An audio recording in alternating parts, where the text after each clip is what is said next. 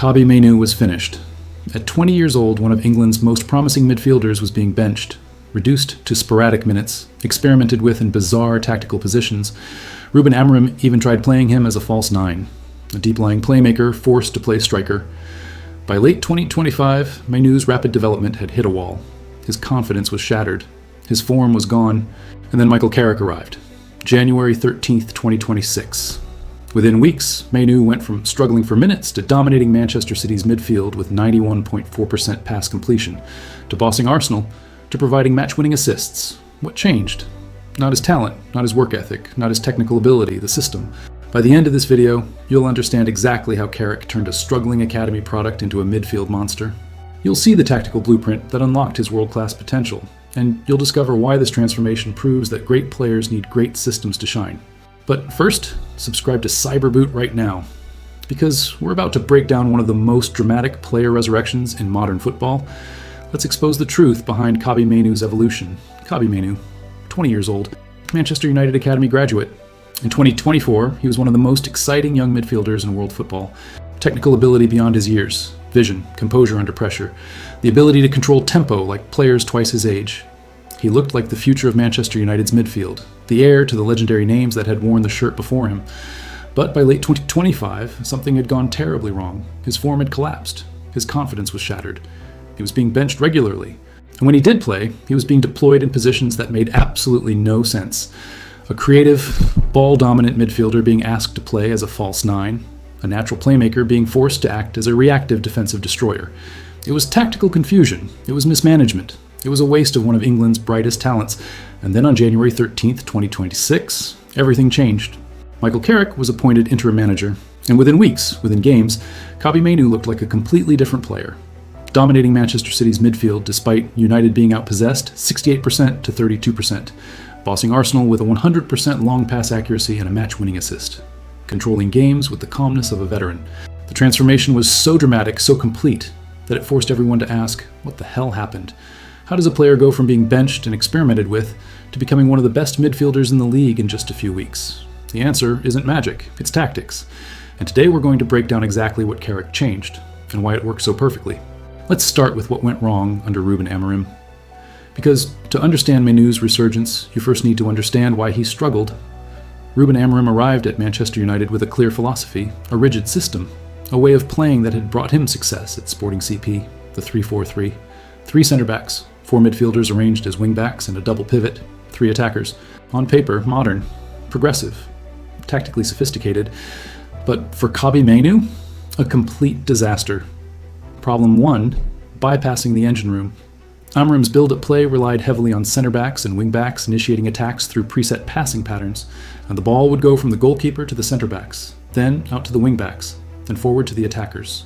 The central midfield, where Mainoo operates, was frequently bypassed entirely. And for a player like Mainoo, who needs touches to dictate tempo, to control the game, to impose himself, this was suffocating.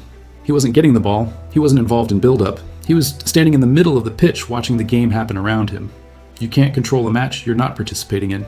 And this starved Mainoo of the touches necessary to do what he does best: dictate the game's tempo. Problem 2, defensive isolation. When Mainoo did get involved, he was operating in a double pivot with Casemiro.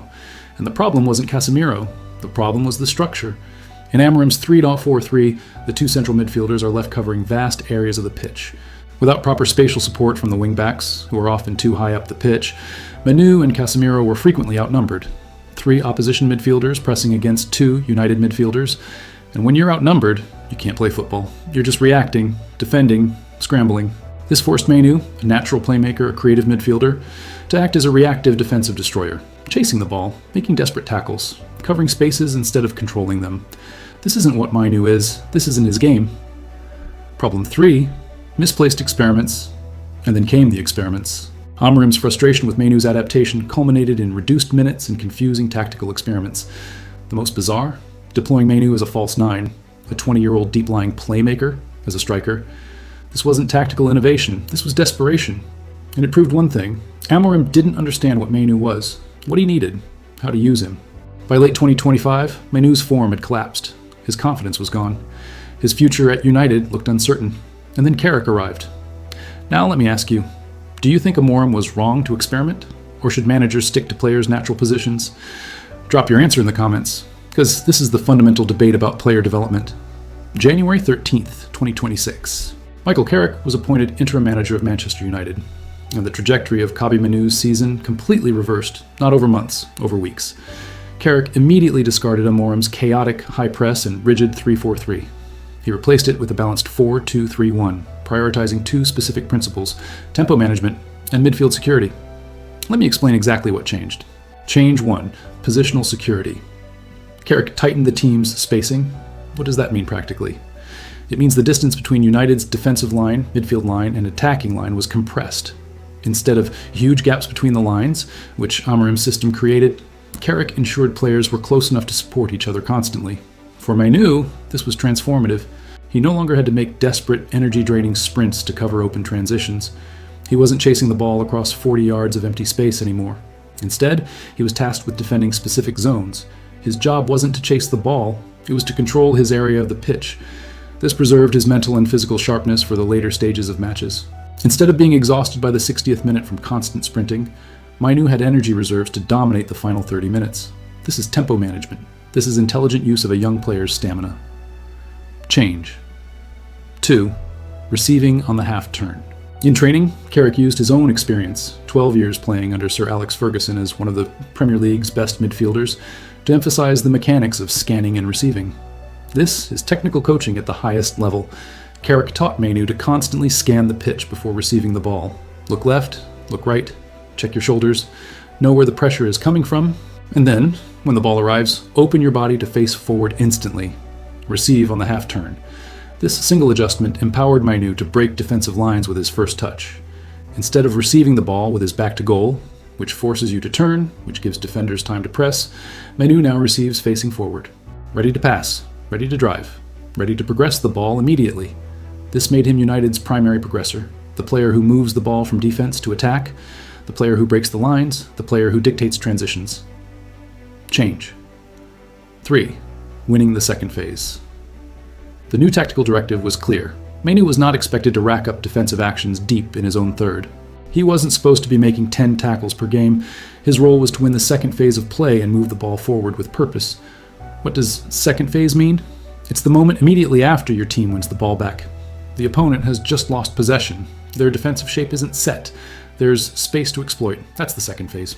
And Mainoo's job was to be available in that moment, to receive the ball, to turn, to progress, not to defend deep, but to control transitions. This is intelligent role definition. This is using a player's strengths instead of forcing them to cover weaknesses. And the results were immediate. The validity of Carrick's system was proven during a demanding run of fixtures in February 2026. 2 massive games, 2 completely different challenges, and Mainoo dominated both.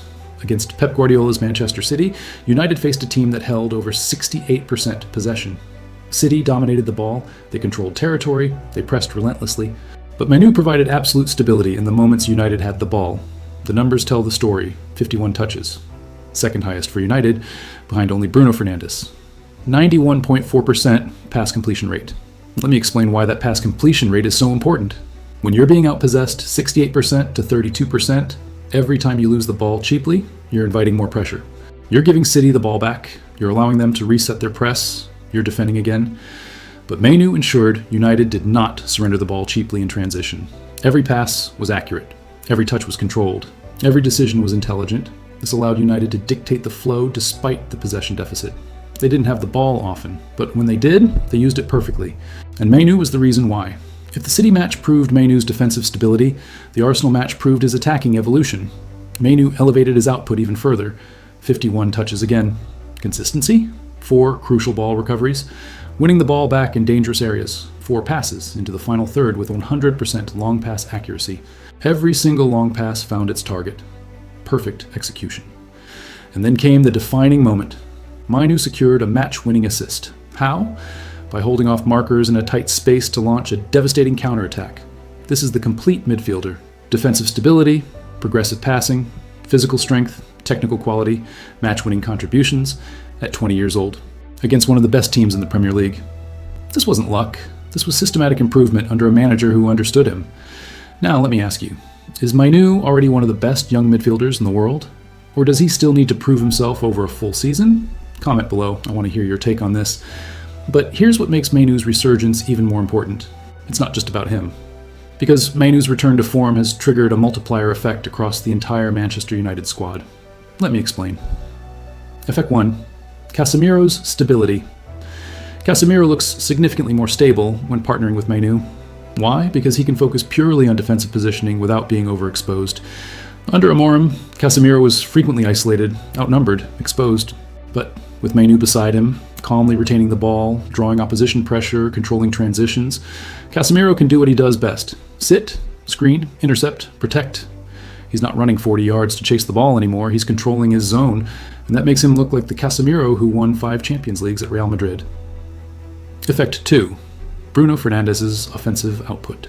Bruno Fernandes has seen a sharp increase in offensive output under Carrick. Why? Because he's freed to operate in advanced creative positions, knowing the pivot behind him is completely secure.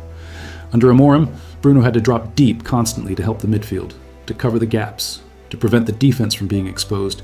But with Mainoo controlling the base of midfield, with Casemiro protecting defensively, Bruno can stay high. He can take risks. He can attempt killer passes. He can create chances. Because he knows if the ball is lost, Mainoo and Casemiro will recover it. This is the multiplier effect. One player performing well unlocks 3 others. Effect 3. Defensive anxiety eliminated. Because Mainoo consistently draws opposition pressure and calmly retains the ball, his teammates are shielded from defensive anxiety. They trust him. They know he won't give the ball away cheaply. They know he'll make the right decision. And that psychological security is invaluable. Players perform better when they're not panicking, when they're not anxious, when they trust their teammates. Mainoo provides that trust. But here's the twist that makes this story even more remarkable. Carrick hasn't just salvaged Mainoo's 2025-26 season, he's cemented the 20-year-old's status as a premier midfield engine ahead of the 2026 World Cup. Because England are watching, Gareth Southgate is watching, the coaching staff are watching, and what they're seeing is a midfielder who can control games against Manchester City and Arsenal, who can operate under pressure, who can dictate tempo, who can win the ball and progress it intelligently. This isn't just about Manchester United anymore. This is about Mainoo becoming a key player for England at the 2026 World Cup. And it all happened because one manager understood him. So here's the truth about Kobbie Mainoo's transformation. He was never the problem. The system was. Ruben Amorim's rigid 3-4-3 bypassed the midfield, isolated him defensively, experimented with him tactically. Michael Carrick's balanced 4-2-3-1 gave him positional security, taught him to receive on the half turn, defined his role clearly. The result? A midfield monster. 91.4% pass completion against City, match-winning assists against Arsenal, a multiplier effect across the entire squad. By building a structural safety net, Carrick didn't just salvage a season, he unlocked a world-class midfielder. Now, I want to hear from you. Is Kobbie Mainoo already one of the best young midfielders in the world? Or does he need a full season at this level to prove it? And here's the bigger question. Could Mainoo be a starter for England at the 2026 World Cup? Drop your predictions in the comments right now. Let's debate this properly. If this breakdown changed how you see Mainoo's evolution, subscribe to Cyberboot immediately and turn on notifications. Hit that like button if you finally understand why systems matter as much as talent.